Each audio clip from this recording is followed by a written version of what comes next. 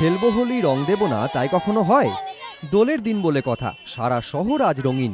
এমন দিনে কোন বেরসিক রং থেকে গা বাঁচিয়ে থাকতে চাইবে?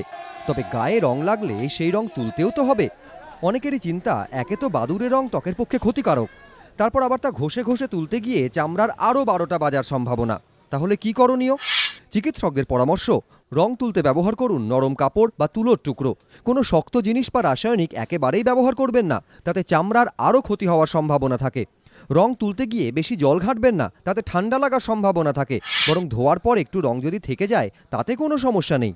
যদি আপনার কিছুটা রং থেকে যায় সেটাকে তুলতে হবে, কিন্তু সেটা তোলার জন্য আপনি খুব লাইট ক্লেনজার জাতীয় জিনিস ইউজ করবেন বা সফট সাবান ইউজ করবেন, কিন্তু এমন কোনো কেমিক্যাল দিয়ে ইউজ করবেন না যাতে আপনার রং তোলার জন্য আরও বেশি ক্ষতি হতে পারে। আর যদি সেটা করতে গিয়ে দেখা যায় যে কিছুটা রং উঠছে না, তাহলে অপেক্ষা করুন 2 থেকে 3 দিন, ধীরে ধীরে আস্তে আস্তে সেই রং উঠবে। দোলে আরেক সমস্যা চোখে রং চলে যাওয়া।